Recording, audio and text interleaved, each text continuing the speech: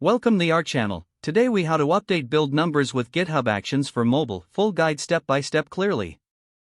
To update build numbers with GitHub Actions for mobile, start by creating a new workflow file in your repository. Navigate to the .github/workflows directory. Create a new YAML file, for example, updateBuildNumber.yml.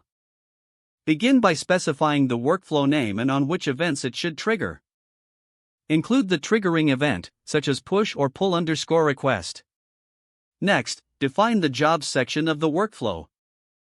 Set the job name and specify the environment, like Ubuntu latest. Add a step to check out your code using that action/checkout action. In the next step, you will need to set the build number. Define a shell command to retrieve the current version from your mobile project's configuration file. You can use tools like sed to increment the build number. For example, run a command that matches and increments the version number in your configuration file.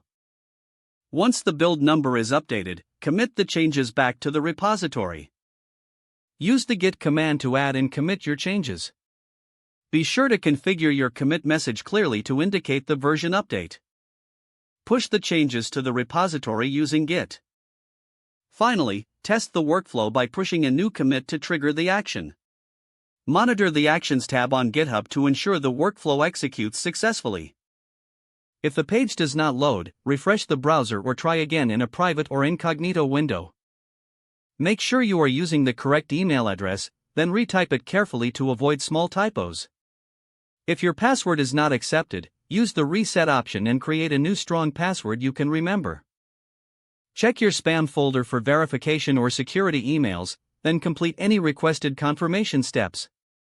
Enable two-factor authentication if available to improve account security and reduce unauthorized access risk. After signing in, review your profile details so your contact information and settings are accurate and current. If you see an error message, note it down and try again after restarting your device and internet connection. Log out when you finish, especially on shared devices, to keep your account and payment information secure.